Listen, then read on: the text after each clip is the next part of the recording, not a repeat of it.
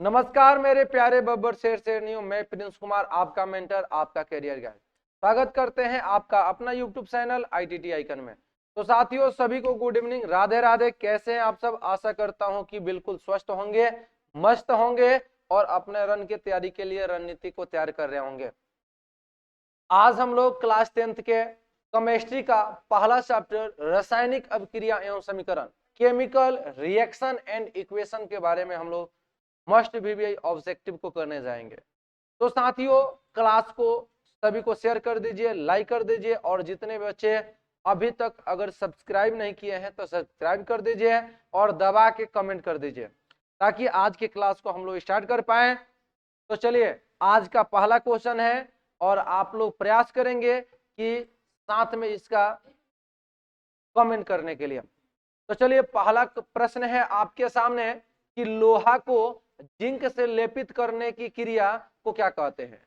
यानी कह रहा है कि अगर कोई लोहा है और एक इसको क्या कर रहा है, इस पे जिंक का परत चढ़ाना है, तो इस प्रक्रिया को हम लोग क्या कहेंगे। तो लोहे को जिंक से लेपित करने की क्रिया को क्या कहते हैं। ऑप्शन दिया है संक्षारण, गैल्वेनीकरण, पानी चढ़ाना, विद्युत अपघटन। तो इसका राइट आंसर क्या होगा, आप सभी कमेंट करें। क्वेश्चन से एक बार पुनः रिपीट करते हैं कि लोहा को जिंक से लेपित करने की क्रिया को क्या कहते हैं। तो माय डियर, इसे राइट आंसर हो जाएगा गैल्वेनीकरण कहते हैं। इसी प्रक्रिया को ही क्या बोलते हैं, गैल्वेनीकरण कहते हैं। इसलिए इसका राइट आंसर हो जाएगा ऑप्शन नंबर बी। चलिए आगे हम लोग बढ़ते हैं। अगला प्रश्न है सिल्वर क्लोराइड। सिल्वर क्लोराइड का रंग क्या है। ऑप्शन दिया है श्वेत, पीला, हरा, काला। तो सिल्वर क्लोराइड का रंग क्या होता है, तो आपको पता है सिल्वर क्लोराइड AgCl2 इसका सूत्र होता है और सिल्वर क्लोराइड का जो है आप लोग पढ़े होंगे सफेद अवक्षेप प्राप्त होता है। तो समझ में आ गया। तो इसलिए इसका राइट आंसर क्या हो जाएगा, ऑप्शन नंबर ए। चलिए आगे हम लोग बढ़ते हैं। अगला प्रश्न है जस्ता तथा तनु हाइड्रोक्लोरिक अम्ल की अभिक्रिया के फलस्वरूप निम्न में से कौन सा गैस बनता है। माय डियर, ध्यान से सुनो, ध्यान से सुनो। क्वेश्चन क्या कह रहे हैं, क्वेश्चन से कह रहा है कि जस्ता तथा तनु हाइड्रोक्लोरिक अम्ल की अभिक्रिया के फलस्वरूप निम्न में कौन सा गैस बनेगा। माय डियर, दिया है कार्बन डाइऑक्साइड, नाइट्रोजन, हाइड्रोजन और सल्फर डाइऑक्साइड। इसका राइट आंसर आप लोग कमेंट करिए, तब तक इसका थ्योरी कंसेप्ट बताते हैं।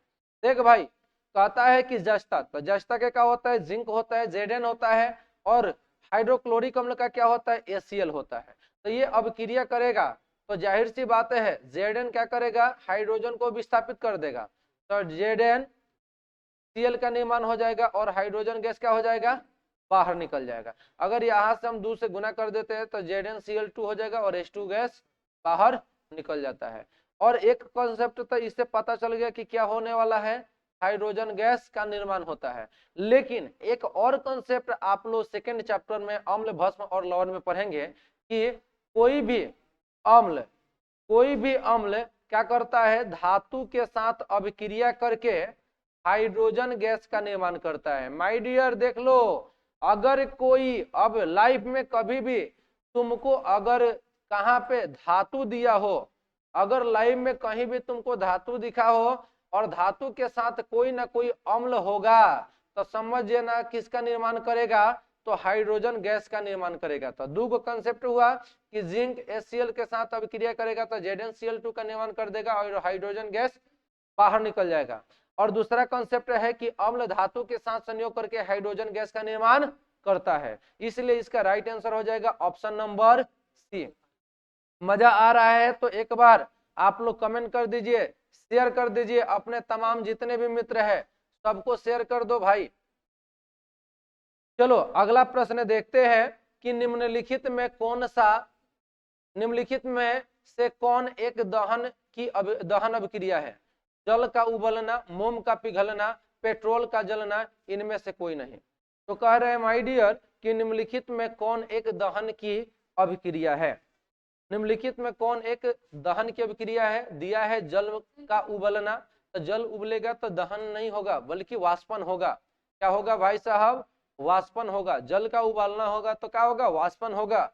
मोम का पिघलना, तो ये क्या होगा, कोई भी ठोस द्रव में तो द्रवीकरण हो जाएगा। लेकिन तीसरा क्या है, पेट्रोल का जलना। पेट्रोल जलेगा तो क्या होगा, दहन की क्रिया होगा, इसलिए इसका राइट आंसर हो जाएगा ऑप्शन नंबर सी।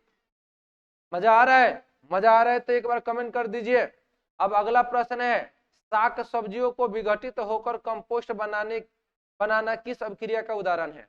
यानी कि शाक सब्जियों को विघटित होकर कंपोस्ट बनाना किस अभिक्रिया का उदाहरण है? तो ऑप्शन दिया है ऊष्माक्षेपी, ऊष्माशोषी, उभयगामी प्रतिस्थापन। तो माय डियर, आपको पता है क्लास में कराया गया है कि शाक सब्जियों को विघटित होकर कंपोस्ट बनाना किस अभिक्रिया का उदाहरण है? तो इसका राइट आंसर हो जाएगा ऊष्माक्षेपी अभिक्रिया, क्योंकि उसमें ऊष्मा का क्या होता है, निर्माण होता है, इसलिए इसका राइट आंसर हो जाएगा ऊष्माक्षेपी अभिक्रिया। अगला प्रश्न है आपके सामने कि निम्न में कौन सा उत्पाद लेड नाइट्रेट को गर्म करने पर प्राप्त होता है? यानी कह रहे हैं कि निम्नलिखित में कौन ऐसा उत्पाद है जो कि लेड यानी कि पीबी नाइट्रेट मतलब NO3 को गर्म करते हैं तो प्राप्त होता है? तो ऑक्सीजन प्राप्त होगा कि NO2 प्राप्त होगा कि NO2 और N2 प्राप्त होगा कि NO2 और O2 प्राप्त होगा? यानी कि लेड नाइट्रेट को गर्म करेंगे तो कौन सा पदार्थ प्राप्त होगा? इसका राइट आंसर क्या हो जाएगा?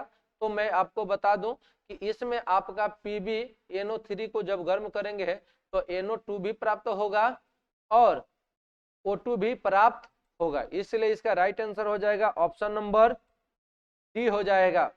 आप लोग का ये जो 20 गो क्वेश्चन है ये आपको टेस्ट हुआ था, इसलिए आप लोग सीधा से मिला लीजिए कि कितना आपका सही हो रहा है और कहाँ कहाँ पे आप लोग किस किस प्रकार से मिस्टेक किए थे, ताकि आपको समझ में आ जाए कि आप लोग कहाँ पे मिस्टेक किए थे। चलिए आगे, निम्न में से कौन सही है? तो Na2CO3 5H2O, Na2CO3 10H2O, Na2CO3 7H2O, Na2CO3 2H2O। तो इसमें कौन सही है? तो बाबू आपको पता है Na2CO3 10H2O, ये जो आपका फॉर्मूला है वो आपका सही है, बाकी सब गलत है, इसलिए इसका राइट आंसर हो जाएगा ऑप्शन नंबर बी। आगे देखिए, बढ़ते हैं हम लोग, निम्नलिखित अभिक्रियाओं में अपघटन की अभिक्रिया कौन है? तो NaOH प्लस ACl, NaCl तो H2O का निर्माण करेगा, यहाँ पे छोटा l हो जाएगा। तो कह रहा है कि निम्नलिखित में कौन सा अभिक्रिया अपघटन की अभिक्रिया नहीं है, कौन अपघटन की अभिक्रिया कौन है, सॉरी। उसके बाद से दिया है Na4CNO तो H2NCONH2, यहाँ पे 2KClO3 2KClO2 हाइड्रोजन ऑक्सीजन, तो क्या हो जाएगा 2Hi का निर्माण करेगा। ठीक है, तो इसका राइट आंसर क्या हो जाएगा आप सभी बताएंगे। तो यहाँ पे विघटन कौन हो रहा है? तो यहाँ पे तो उभय विस्थापन हो रहा है, यहाँ पे कोई साझेदारी नहीं हो रहा है, यहाँ पे क्या हो रहा है? तो देखिए यहाँ तो संयोजन हो रहा है, यहाँ पे क्या हो रहा है? उभय विस्थापन अभिक्रिया हो रहा है। क्या हो रहा है जी? उभय विस्थापन अभिक्रिया हो रहा है। और यहाँ पे क्या हो रहा है? संयोजन अभिक्रिया हो रहा है, यानी संयोग कर रहा है। और यहाँ पे ऑप्शन नंबर सी में आप लोग देख रहे होंगे कि अपघटन हो रहा है, विघटन हो रहा है, यानी कि KClO3 टूटकर 2 गो यौगिक का निर्माण कर रहा है, KCl और 3O2 का निर्माण कर रहा है, इसलिए इसका राइट आंसर क्या हो जाएगा सी। आप लोग को मैं बता दूं, अपघटन अभिक्रिया को विघटन अभिक्रिया भी हम लोग कहते हैं या वियोजन अभिक्रिया भी कहते हैं। और वियोजन अभिक्रिया किसे कहते हैं? तो वैसी रासायनिक अभिक्रिया जिसमें कोई एक बड़े यौगिक टूटकर 2 या 2 से अधिक सरल अणुओं में विभक्त हो जाते हैं, उसे अपघटन अभिक्रिया या विघटन अभिक्रिया या वियोजन अभिक्रिया कहते हैं, इसलिए इसका राइट आंसर हो जाएगा सी। आगे हम लोग बढ़ते हैं, थोड़ा सा क्लास को आप लोग लाइक कर दीजिए, कमेंट कर दीजिए, दबा के शेयर कर दीजिए अपने सारे सोशल मीडिया अकाउंट पे। आगे है यहाँ पे Fe में F ई छोटा होता है, कोई दिक्कत ना है। Fe2O3 2Al, तो Al2O3 प्लस 2Fe दी गई अभिक्रिया किस प्रकार से है? तो आपको मैं बताया था, तो देख लीजिए, फिलहाल ऑप्शन देख लीजिए, दिया है संयोजन अभिक्रिया, द्विविस्थापन अभिक्रिया, वियोजन अभिक्रिया, विस्थापन अभिक्रिया। यानी कि यहाँ पे समीकरण है, मैं फिर अपने भाषा में लिख देता हूँ, Fe2O3 प्लस 2Al, तो यहाँ पे क्या होगा O3 प्लस 2Fe का निर्माण कर देगा। तो यहाँ पे क्या हो रहा है? तो देखिए, आप लोग को मैं बताया था कि अगर क्या होगा कि कोई भी दो गो यौगिक यानी A प्लस बी मिलकर अगर C हो जा रहा है, यानी कि दो गो आपका यौगिक मिलकर एक नए यौगिक का निर्माण कर रहा है, तो ये तो आपका क्या हुआ संयोजन अवक्रिया। द्विविस्थापन अवक्रिया में क्या होगा कि दोनों यौगिक A प्लस बी, तो यहाँ पे C प्लस डी हो जाएगा, यानी कि दो यौगिक अपने आयनों का आदान प्रदान करेगा, तो उसे द्विविस्थापन अवक्रिया कहते हैं। अब वियोजन अवक्रिया में क्या होता है कि वियोजन अवक्रिया में क्या होता है कि इसमें एक बड़ा यौगिक क्या करता है, एक बड़ा यौगिक टूटकर दो से अधिक यौगिक का निर्माण करता है, उसे वियोजन अवक्रिया कहते हैं। तीन को पहले समझ में आया। संयोजन में क्या होगा कि दो यौगिक मिलकर एक नए यौगिक का निर्माण करेगा। द्विविस्थापन में क्या होगा कि इसमें दो यौगिक अपने आयनों का आदान प्रदान कर लेगा। वियोजन अवक्रिया में क्या होगा कि एक यौगिक टूटकर दो या दो से अधिक सरल अणुओं में विभक्त हो जाएगा, उसे वियोजन अवक्रिया कहते हैं। एक लास्ट बचा आपका विस्थापन अवक्रिया। विस्थापन अवक्रिया को एकल विस्थापन अवक्रिया के नाम से भी जाना जाता है। अरे भाई साहब, यहाँ पे आप लोग को बताए थे कि एक जगह पे ब्रेकअप होगा, एक जगह पर बैचअप हो जाएगा, यानी कि यहाँ पे जो लोहा है ऑक्सीजन के साथ संयोग किया था, यहाँ पे एल्युमिनियम। आप लोग को सिंपल सा फंडा है, किसी को अगर उससे बेटर मिलेगा तो वो छोड़कर दूसरे के साथ लग जाएगा। वही कंसेप्ट यहाँ भी होता है कि यहाँ पे Fe2O3 जो है एल्युमिनियम के साथ है, तो यहाँ पे ऑक्सीजन से यहाँ पे क्या करेगा, O3 जो है एल्युमिनियम के साथ जुड़ जाएगा, Al2O3 का निर्माण करेगा और Fe को बाहर दे देगा। तो यहाँ पे क्या हुआ, विस्थापन अवक्रिया हुआ, एकल विस्थापन अवक्रिया हुआ, इसलिए इसका राइट आंसर हो जाएगा ऑप्शन नंबर डी। बोलिए समझ में आया? एक बार दबा के कमेंट कर दीजिए, अगर दिक्कत है तो बोलो एक बार रिपीट कर देते हैं। देखिए एक बार पुनः बता देते हैं कि यहाँ पे दिया था Fe2O3 plus 2Al, Al2O3 plus 2Fe का निर्माण कर रहा है। तो आप लोग को पता है कि संयोजन अभिक्रिया में क्या होगा, संयोग होता है। द्विविस्थापन अभिक्रिया में क्या होता है, दो यौगिक अपने आयनों का आदान प्रदान करता है।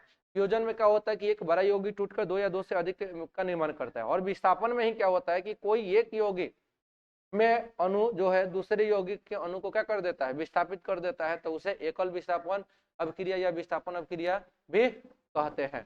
चलो ये समझ में आ गया, ये समझ में आ गया। तो चलिए आगे हम लोग बढ़ते हैं। अगला प्रश्न है कि लौह चूर्ण पर तनु हाइड्रोक्लोरिक अम्ल डालने पर क्या होगा।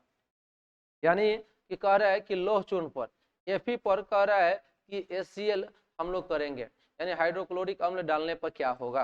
तो क्या होगा भाई, तो यहाँ पे FeCl2 का निर्माण कर देगा, FeCl2 का निर्माण कर देगा और हाइड्रोजन गैस बाहर निकल जाएगा। तो यहाँ पे क्या कर रहा है कि हाइड्रोजन गैस और आयरन क्लोराइड बनता है, आयरन क्लोराइड, हाइड्रोजन गैस और आयरन क्लोराइड बनता है, क्लोरीन गैस और आयरन हाइड्रोक्साइड बनता है, कोई अभिक्रिया नहीं होता है, लवण आयरन लवण तथा जल बनता है। तो इसका राइट आंसर क्या हो जाएगा आप लोग बताइए। तो अभी तो मैंने बताया कि यहाँ पे Fe मतलब आयरन, Cl मतलब क्लोराइड, यानी आयरन क्लोराइड बना और हाइड्रोजन गैस का निर्माण किया, इसलिए इसका राइट आंसर हो जाएगा ऑप्शन नंबर ए हो जाएगा। बताइए इतना आसान आसान क्वेश्चन था, आप लोग का टेस्ट में कितना नंबर आ रहा था, 5 नंबर 7 नंबर, कुछ बच्चे का 20 में 15 16 17 आया था। लेकिन कुछ से काम नहीं चलेगा, 100% लोगों को कंप्लीट ये मेथड होना चाहिए।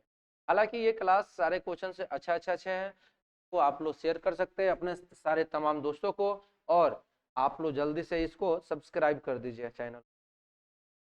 चलिए अब हम लोग आगे बढ़ते हैं और अगला प्रश्न देखते हैं कि क्या कह रहे हैं।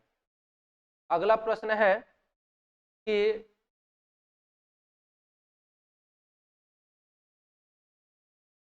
श्वसन किस प्रकार की अभिक्रिया है। ऑप्शन क्या है, इसका राइट आंसर आप लोग कमेंट करेंगे। श्वसन किस प्रकार की अभिक्रिया है।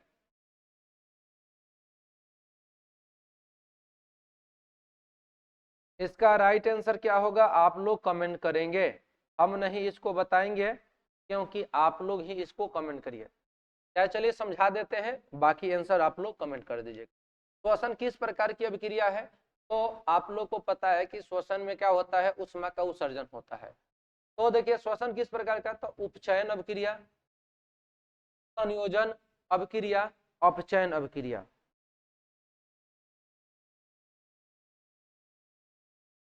उपचयन अभिक्रिया, संयोजन अभिक्रिया, अपचयन अभिक्रिया, ठीक है। तो और उसके बाद से उसमें शोषी अभिक्रिया, तो उसमें शोषी अभिक्रिया तो नहीं होगा और संयोजन अभिक्रिया नहीं होगा। यहाँ पे एक दो गो अब बचा है, उपचयन और अपचयन। अब आप लोग को इसमें सोचना है कि किसमें ऑक्सीजन का संयोग होता है और किसमें हाइड्रोजन का वियोग होता है। समझ में आ गया?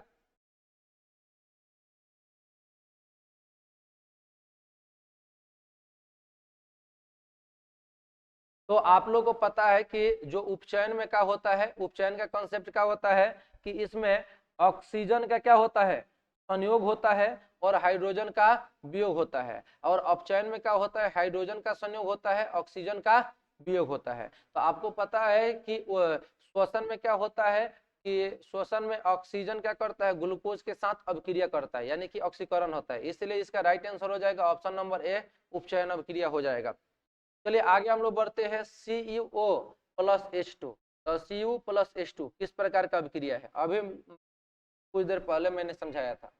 CuO plus H2, Cu plus H2O का निर्माण करता है। तो यह कौन सा अभिक्रिया, उपचयन है कि अपचयन है कि उदासीनीकरण है कि रेडॉक्स है, तो कौन सा अभिक्रिया है? आप लोग इसका राइट आंसर कमेंट करेंगे। तो आप लोग को बाबू पता है, एक बार हाइड्रोजन का संयोग हो रहा है, यानी कि कौन सा अभिक्रिया है, तो अवकरण अभिक्रिया है। एक बार यहाँ पे ऑक्सीजन का संयोग हो रहा है तो ऑक्सीकरण अभिक्रिया। यहाँ पे ऑक्सीकरण अभिक्रिया हो रहा है, यहाँ पे अवकरण अभिक्रिया हो रहा है। तो आपको पता है कि जब ऑक्सीकरण और अवकरण अभिक्रिया दोनों साथ साथ होता है तो उसे क्या कहते हैं, रेडॉक्स अभिक्रिया कहते हैं। इसका राइट आंसर हो जाएगा ऑप्शन नंबर डी। इलेक्ट्रॉन के स्थानांतरण से बने यौगिक क्या कहलाते हैं? अरे यार बहुत आसान क्वेश्चन है।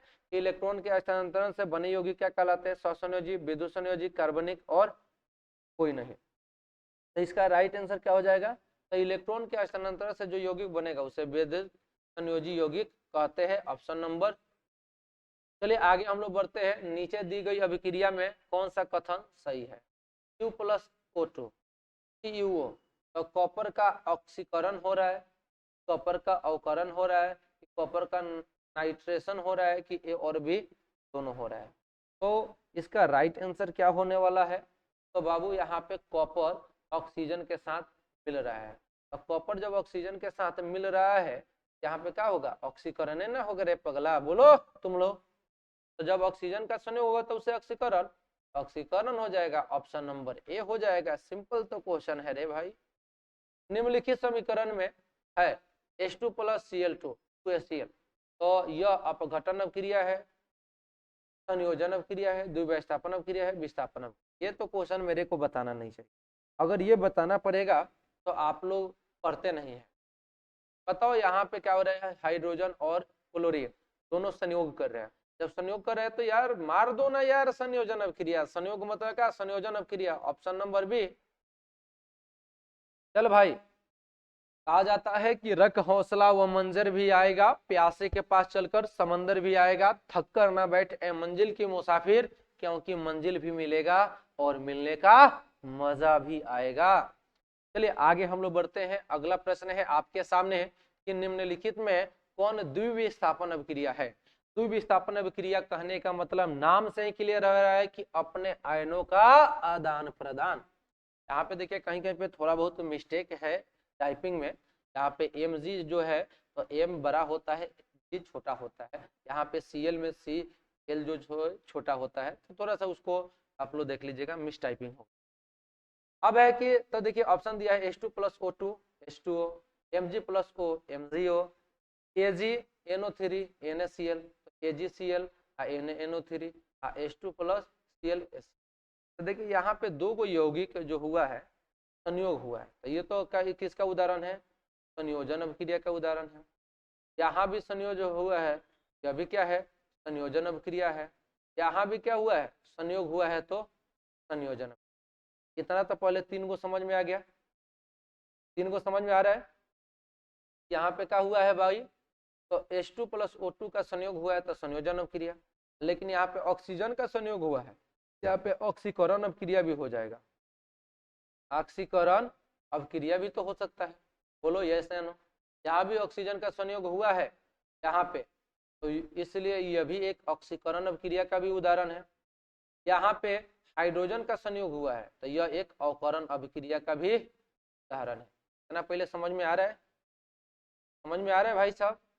देखो दिया था कि निम्नलिखित में कौन, 4 गो अभिक्रिया दे दिया है और उसके बाद से पूछ रहा है कि कौन निम्नलिखित में द्विविस्थापन अभिक्रिया है।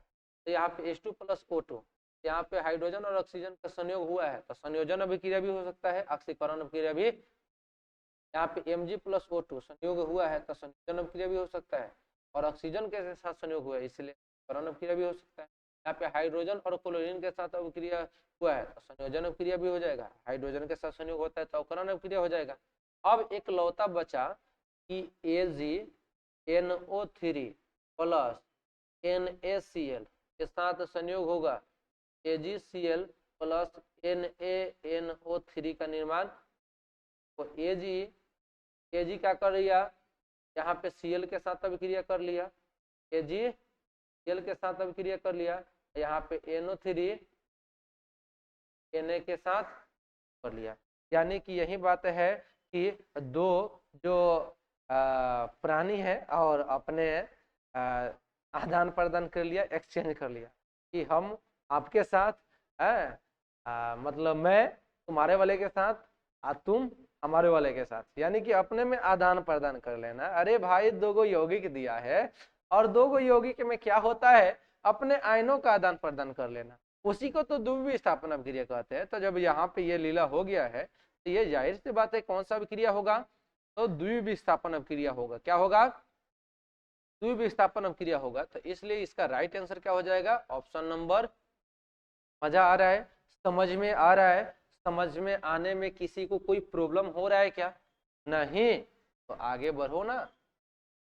अगला प्रश्न है कि निम्नलिखित में कौन विस्थापन अभिक्रिया है, तो CaCO3, तो CaO प्लस CO3, यहाँ पे तो क्या है, वियोजन अभिक्रिया है।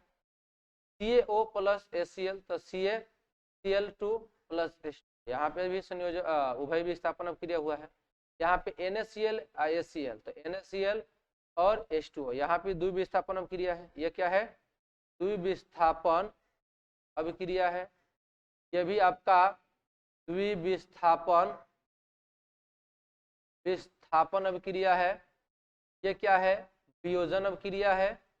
लेकिन हमसे क्या पूछ रहा है, विस्थापन अभिक्रिया। विस्थापन अभिक्रिया में क्या होता है कि एगो कोई भी तत्व या यौगिक दूसरे यौगिक या तत्व के परमाणु को क्या कर देता है, विस्थापित कर देता है। यही एक बच गया। इसका राइट आंसर क्या हो जाएगा, कि आपका विस्थापन अभिक्रिया है, तो इसलिए इसका राइट आंसर हो जाएगा ऑप्शन नंबर। समझ में आ रहा है तो एक बार आप लोग लाइक तो बनता है भाई, लाइक कर दीजिए, थोड़ा सा शेयर कर दीजिए आप लोग। चलिए अगला प्रश्न की ओर बढ़ते हैं। अगला प्रश्न कह रहा है कि अवक्षेपण अभिक्रिया में किस प्रकार का लवण प्राप्त होता है, विलेय अविलेय दोनों, इनमें से कोई। तो माय डियर, अगर अवक्षेपण अभिक्रिया होगा तो इसमें जो किस प्रकार का लवण प्राप्त होगा, विलेय तो बिल्कुल नहीं होगा। विलेय होगा तो अवक्षेप के रूप में बाहर नहीं निकलेगा, वो तो घुल जाएगा। अविलेय होता है, क्या होता है, अविलेय होता है। इसलिए इसका राइट आंसर हो जाएगा ऑप्शन नंबर। ठीक है, आप ही लोग कॉमन सेंस लगाओ ना, अवक्षेप कब प्राप्त होगा, अवक्षेप प्राप्त होगा भाई, अवक्षेप प्राप्त हो ही नहीं सकता है। अगर विलेय रहेगा तो वो तो घुल जाएगा उसी में, और विलेय रहेगा तब ना अवक्षेप प्राप्त होगा। चलिए आगे हम लोग बढ़ते हैं। अगला प्रश्न है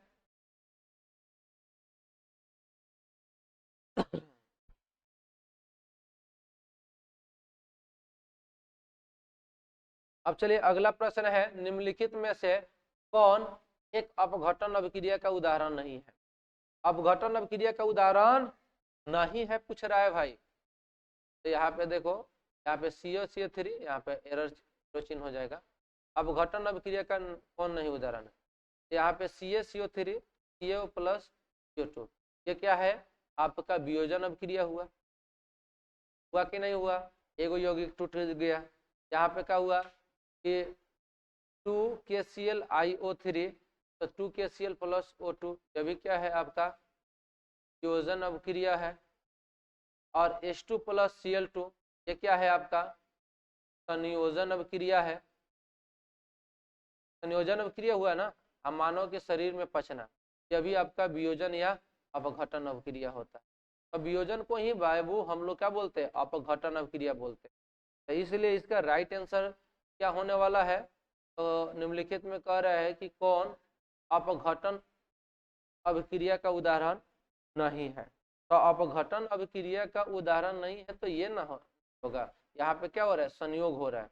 ये संयोजन अभिक्रिया है, बाकी वियोजन अभिक्रिया है। वियोजन अभिक्रिया को ही हम लोग क्या बोलते हैं, विघटन अभिक्रिया। इसलिए राइट आंसर होगा ऑप्शन नंबर। आगे है, निम्नलिखित में कौन एक रेडॉक्स अभिक्रिया का उदाहरण है। तो यहाँ CaCO3 CO plus CaO plus CO2 H2 plus Cl2 2HCl CaO plus HCl तो CaCl प्लस H2 ये फिर ये। यहाँ पे राइट आंसर आपका क्या हो जाएगा, तो आपको देखनी है यहाँ पे ऑक्सीजन का संयोग था तो यहाँ पे वियोग हो, यानी कि अवकरण अभिक्रिया हो गया, समझ में आ गया। यहाँ पे हाइड्रोजन जो है ऑक्सीजन के साथ संयोग हो रहा है H2, तो यहाँ पे क्या हो जाएगा, संयोग ऑक्सीकरण अभिक्रिया। ऑक्सीकरण भी है अवकरण भी है, इसलिए ये ऑक्सीकरण अवकरण जब साथ साथ रहता है उसी को तो हम लोग क्या बोलते हैं, रेडॉक्स अभिक्रिया भी कहते हैं। इसलिए इसका राइट आंसर हो जाएगा ऑप्शन नंबर सी। तो बोलिए क्लास कैसा लगा। मात्र 20 ही क्वेश्चन मैं कराया था और 20 क्वेश्चन एक से बढ़कर एक है। अगर इतना अच्छा क्वेश्चन अगर आप लोग कर लेंगे तो मेरे को विश्वास है कि जो आसान क्वेश्चन है वो आप लोग बहुत इजी से कर पाएंगे। तो क्लास कैसा लगा आप सब जरूर कमेंट करिए। तब तक के लिए लेते हैं छोटा सा ब्रेक, पुनः मिलते हैं नेक्स्ट क्लास में। तब तक के लिए हंसते रहिए, मुस्कुराते रहिए, गाते रहिए। जय हिंद,